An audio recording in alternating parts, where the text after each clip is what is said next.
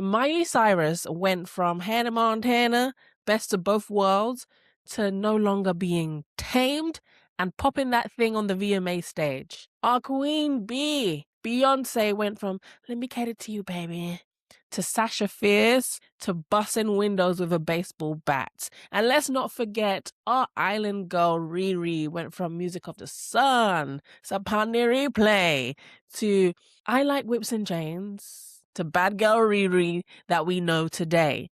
I say all of that to say this: your good girl era can end today. Your good girl era being and all of that is not serving you anymore. Let's wrap it up today. Hello, you. How are you? Welcome back to AM to PM Season 2, Season 2. Where have I been? I don't know. Actually, I do know. I lost all my content. My hard drive got wiped. It was a mad thing. But we're back and we're starting afresh. Brand new season, brand new year, new era. I'm here with your unapologetic survival guide. We're going to be talking the things. You know how it goes. Coming up in today's episode, we are talking about ending your good girl era for good. Burning her at the stake, throwing her into the bush, saying bye-bye, and being your hot, confident, boss-ass self that you know you want to be, right? We've also got some dilemmas. So if you're following me on Instagram, you know I've been talking about cracking. The good kind of cracking a lot on my IG. So we have a few questions that have come in about that, some dilemmas. And of course, your auntie is going to do the best she can with what she got to give you the best advice that she can. I am so happy that you're here. Grab a cuppa. Grab some, let's get stuck in, okay? So being a good girl is something that is taught directly or indirectly, instilled in us from a very young age. Oh, be a good girl, or be quiet. Shh, don't wear that. Good girls don't pick their nose and roll around. From young, we're ushered into a particular lane to be pleasant, to be clean, to be pretty, to be non-disruptive and quiet, submissive. There comes a point in your life when you want more. There comes a point in your life when you have to kick those walls down, you have to break that mold, and you have to decide, okay, the life that I want is over there, but I'm performing this type of narrative and it's keeping me stuck over here. Currently, in my personal life, I'm in my bad girl Riri era. I'm in my whips and chains era. I'm in my F the system, F the man, F the patriarchy era. And honestly, I'm having such a great time over here. You should join me. It's quite fun. But it took a series of events and it took a significant amount of time for me to get to this point where I no longer care about your opinion. I no longer care about fitting the mold and being the good girl and keeping the peace and, oh yeah, it's fine if you shit on my doorstep. I don't care. I'll clean it up. No. That's all done. I think this is particularly true. I think being a good girl is particularly true if you grew up with a religious background, if you're from a Christian, an Islamic faith background, if you are a person of color, Caribbean, African, Asians got it hard, I'm not going to lie. There is a particular role that is expected of you, of us, from a young age to be good, get good grades, go to school, get a good job, be a good wife, be a good mom. What's good? What if you want to be extravagant? What if you don't want to be good? What if you want to be bad? What if you want to be naughty? This is where I'm currently at. I'm in my Samantha era. But doesn't it just become boring? Don't you want a life that feels delicious? Don't you want a life that you feel like you're in charge of, that you've curated yourself and you feel amazing and you're not performing to someone else's standards? The more that you perform and bend over backwards for other people, the more that you become overlooked, the more that you become underpaid, the more that you become quietly resentful and tired, and you've got eye bags down to your chin and your titties them are swinging in the wind. Do you want that for yourself? No, you don't. So today, respectfully, gracefully, we are ending that era. So to give you more clarity on what a good girl is someone who is overly agreeable. Maybe you'll recognize these things within yourself. You just say yes to what the masses are saying. You're saying yes and doing what everyone else is doing, or what the people in your family say that you should do. You're over-explaining. When you set a little boundary, or you try to set a little boundary, you're like, oh, but actually, like, let's say you need time off work. You will give a 15-page reason as to why you need the time off, instead of just be like, hey, I got a doctor's appointment, I need to go. You might not even have a doctor's appointment, but just being able to vocalize what it is that you need, that you want, without going on a spiel and saying, oh, it's because of this and this and this. Good girl tendencies. Avoiding conflict, not wanting to ruffle feathers, not wanting to do too much. Typical good girl behavior. Oh, you prioritize being liked? You want to be liked? You want to be liked over being respected? You would rather not ruffle feathers just so people can say that they like you? Typical good girl behavior. And lastly, performing perfection. Trying to be the best. Trying to be this prim and proper person that doesn't exist, babe. It ends today. And the problem with all of that is that the good girl always gets chosen last. You can do all of these things. You can be nice. You can go the extra mile. You can avoid conflict, but you're still going to be put at the bottom of the pile. Why? Because you don't set the standards for yourself and you don't respect yourself. Ooh, did that hurt? I bet it did. At the start, I mentioned notable figures like Miley Cyrus, Beyonce, Rihanna, even people like Doja Cat, or maybe Zendaya, or what's that girl? Zara Larsson. Even maybe like a Zara Larsson or a Bella Thorne, who had to kill their good girl image and become the new true version of themselves. So let's take Beyonce from example. Clean cut. She still is clean cut, prim and proper. We don't hear her speak no more. We don't need to be fair. Beyonce's interviews are hilarious. She's just confused. But she had to kill her good girl image to become Beyonce, the star, the mogul, the legacy act that we know today, for her to be able to do Renaissance. And I feel like she started to kill that good girl image with Sasha Fierce. That was the beginning stages of her really coming into her like sexy era and letting go of Destiny's Child and being like, this is who I am. I'm a grown woman. I'm multifaceted. Yes, I sing and dance, but I feel sexy in myself. Sometimes I'm aggressive. Sometimes I'm a little bit. She really, really killed that off with the Beyonce album, the self-titled album. The Lemonade braids, that's when she did the thing and she was like, I do not give a shit no more. With someone like Taylor Swift, I don't think that Taylor Swift has really killed her good girl image. I think with her, she dates a lot. So she is someone who's seen, and now she's engaged, great for her. She is someone who's seen as a serial dater. She's gone from man to man to man, which also kind of kills the good girl image, because you're not holier than thou. You're not sitting around waiting for marriage. She's not pure. You know, she's had multiple public failed relationships, and that ultimately kills your good girl image. And now she is the fate of Ophelia. What is the showgirl? Now she's a showgirl. Now she's a showgirl. She can do what she wants. With someone like Miley Cyrus, someone who I adore, because as the time that I'm filming, it's just been the 20th year anniversary, which is insane to me. 20 years of Hannah Montana. I still am Hannah Montana in my head. I'm still, rocking with Miley Stewart, locked in, watching Disney Channel in my head. So the fact that it's been 20 years is absolutely insane. But she had to pop that thing. No, she had to have a massive transformation. She dyed her hair blonde. She shaved her head. She started smoking weed, doing wild things to break out of it. And you see it time and time again with the good girls. Britney Spears, we can even talk about Britney. We can talk about so many women in the public eye who have had to just get rid. I don't know if I can say the word kill on YouTube. I don't know. We'll find out.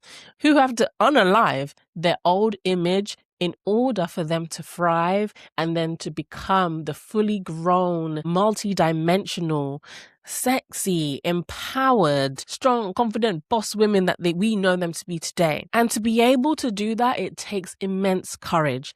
It takes knowing that some people are going to disagree with you. Some people are not going to like you anymore. You might lose jobs. You might lose friends. You might have family members disown you. But the cost of that is the life that you get on the other side. The juicy, delicious life on the other side. Now, no one's saying you need to pop that thing on TV or you need to go on a massive bender. You just need to take actionable steps to get rid of the shadow of the good girl era and enter your bad girl era. Or your boss, whatever era you want to enter. I don't know your life. Hello, Fairy God Sister here. If you are enjoying this episode, make sure you give it a like, a big thumbs up, and subscribe. We are on the road to 10K, so all support is more than welcome. If you want more from this episode, head over to AM's Little PM on my Substack. That's substack.com/Annemarie Descartes. And subscribe for more juicy tea, routines, and everything you need. Now, I bumped into an old friend recently. He's not really a friend. He was a friend, but kind of a love interest. It was a sticky situation. It was a complex one, but I hadn't seen him in like 6 years.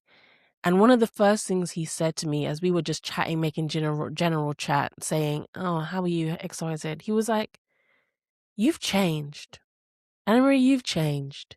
And he looked uncomfortable. There was something in his eyes that was a little bit, I don't know how to read it, but yes, I have changed. And I could see that he was very much the same.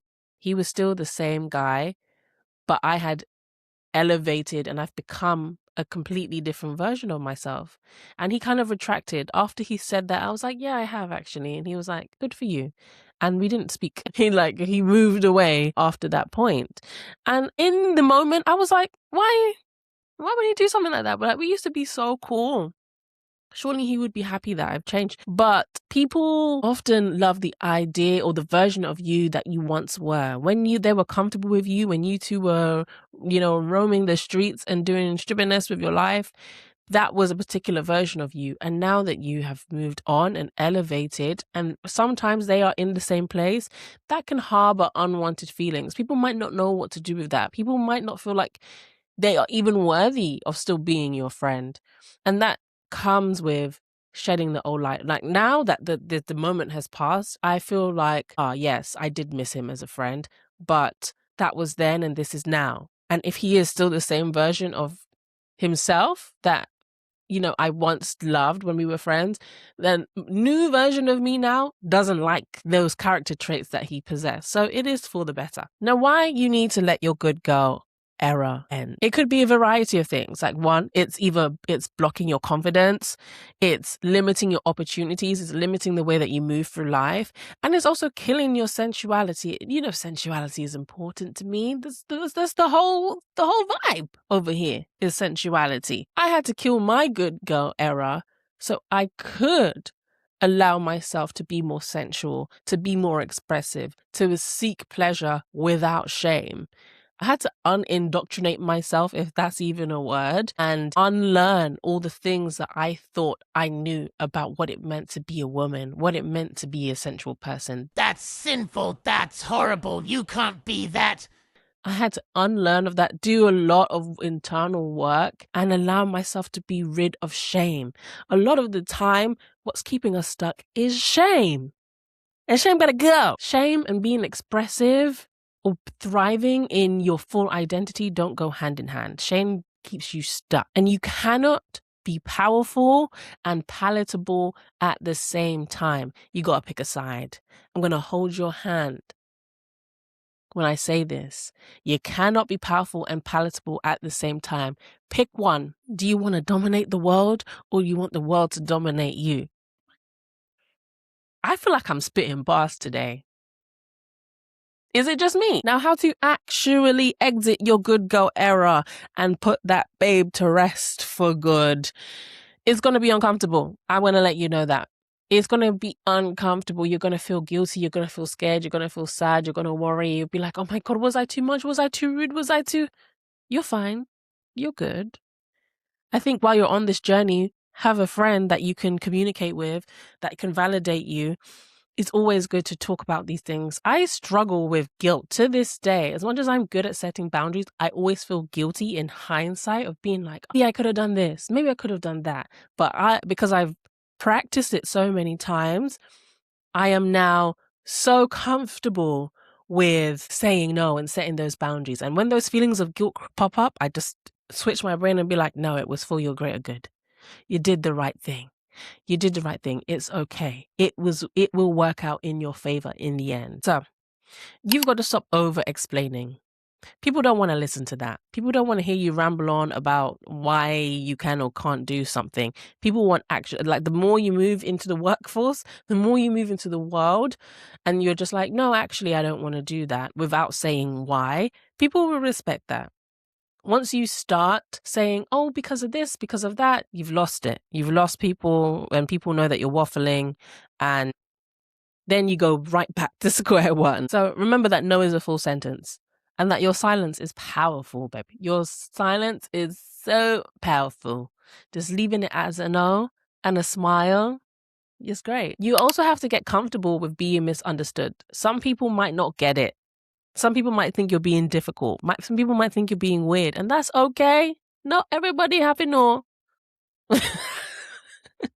Nobody has to know. Not everybody needs access to you. That's okay. You don't get it? You don't get it. Reconnect with your sensuality. And I feel like we'll do an episode on sensuality versus sexuality. But sensuality is just how you make your life feel, right? The little things that make your life feel good and delicious to you. You dress how you want. Move how you want. Express how you want. Give yourself the permission and the freedom to put on a little red lip. Put them titties out. Do you see this? You see the way I'm lifted? This is a choice. This is how I feel sensual, and it makes me feel powerful by doing this. Start taking brave action daily. So it could be doing something so small, maybe leaving work earlier. If you are someone like, you're contracted to work 9 to 5, but you're there till 6, maybe let's leave at 5:50. Maybe let's leave at 5:30. Maybe let's leave at 5 on the dot. Start pushing back in ways in which you've given too much. Just start retracting it little by little, and you can do a little bit every single day. Ask for a bigger salary. Ask for more pay. If someone's asking you to do this work, hello, am I going to get paid for it? Am I at least going to get a sandwich for it? A beverage? Make sure that when you're agreeing to things, especially in the world of work, that you are being compensated for your time and your efforts. Start going to places alone. Don't miss out on opportunities. You want to go see that exhibition? You want to go see that show? Go. Your friends can catch up. Usually they might just if you're waiting for them to book their ticket so you can go, you'll be waiting all day. So maybe you need to just book your ticket, and then maybe they'll follow you, or maybe they won't. Still go and have fun. Go you want to try that new restaurant? Go. You want to see that movie? Go. Start pushing back or saying the things that you would usually keep to yourself. So let's say as a friend, I am the chronically late friend, okay? I'm doing my best to be more on time. I'm actually getting much better, but I'm still a bit of a shithead. If you are someone who values punctuality, and I am the friend who's always showing up 10, 15 minutes late, and you're like, it's okay. Instead of being like, it's okay, being like, hey, Anna Marie, I love you. You're my friend. But I can't keep waiting around for you. I would really appreciate if you could be more on time, or try to be more on time. Or what do you need me to do to make sure that you get here on time? Because that matters to me.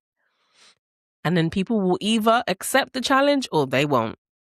And if they don't, then goodbye. Exiting your good girl era is a series of choices. It's a series of actions that you absolutely deserve to take and deserve to make, because you want a good life. No. we're not settling for less over here. We're not settling for yet. We are in the year of the fire horse. The fire horse, not the water rat. Is that even a thing? The fire horse. That means momentum. That means boss gal energy. That means doing what needs to be done. I mean, standing up for yourself and creating the life that you love. And I know that you can do that. Let's start here. Let's start today. Okay, now it is time for the confession booth. This is where I ask you a question and you answer, or you submit your dilemmas. You can hit me up on IG at AM to PM World without the O, or on my personal IG at Anna Marie Descartes. Leave me a comment, leave me a dilemma, slide into my DMs and I will be sure to answer. Okay, Anna, I already know this is bad, so please don't judge me. I've been seeing a guy for 4 months and recently found out he has a girlfriend. The crazy part is he treats me better than any man I've dated before. Dates, attention, consistency, everything. He said he's going to leave. He says that he's going to leave her, but it's complicated. Says every married and man in a committed relationship. I feel like I've cracked because I'm actually considering staying. Do I cut it off even though this is the best I've ever been treated? Girl, if you can find one, you can find another. You know how easy it is to catch a man these days? It's not that hard. If you're telling me this man is in a committed relationship with someone else, and he's dating you and he's taking you out and doing all these nice things. This is a man who's not brave. That's a pussy. That man is a pussy. Okay? If he doesn't have the balls to end his current relationship and then close that chapter, take some healing time, and then move on to you and create a life with you and treat you the way that you want to be treated, the man's a pussy clot. That man does not deserve your time. I don't know what we're talking about. Oh, should I stay? Stay for what?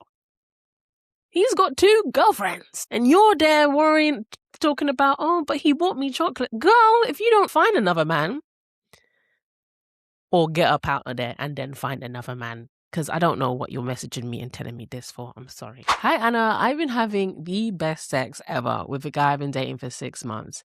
He is everything that I can ask for and more. My issue is I've been keeping a secret from him.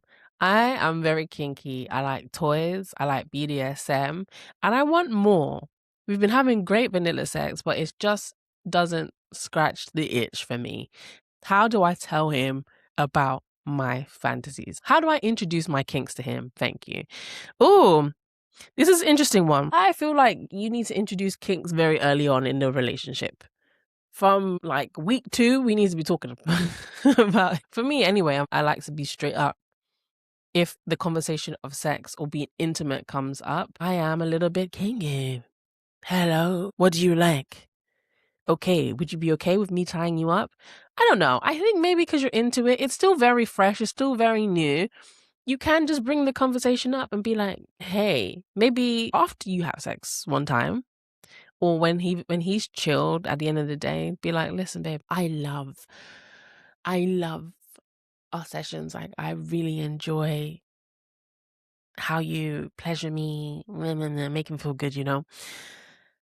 But I have to let you know that I am just a bit more kinky. I love the way things are, but I would love us to like turn it up a notch and show you what I'm really interested in, if that would be work for you. When you just gas him up and tell him that he's amazing, he will be like, yeah, anything you want, babe. But you got to ease him into it. So if you're into, she didn't put what she's into, but I guess you can start with little handcuffs, little things like that. But you have to make him feel confident. You have to boost him as you're doing the things. Show him what you want, tell him what you like, and make him feel like he's doing a good job when he does that. I think that's very, very important if you're going to introduce kink into the dynamic. That is all we have time for in today's episode. This is our first one back. Wanted to keep it light, wanted to keep it quick and fresh. But I just want to remind you that The new version of you, the life that you want, she is unapologetic, okay? She's a little more expressive. She is a little more selfish, right? You've been a good girl up until this point. You've got the grades, you got the degree, you got the job, you got the man. It got you here. But now to get you over there, to get you to where you really want to go, you got to say goodbye. And I know that you can do it. Okay? So I trust that you're going to go find your spice. I trust that you're going to be back next week. If you want more of this, head over to my Substack or head over to my IG and keep up to date with all the things. Make sure you follow, like, and subscribe. And I will see you next time. I love you. Bye.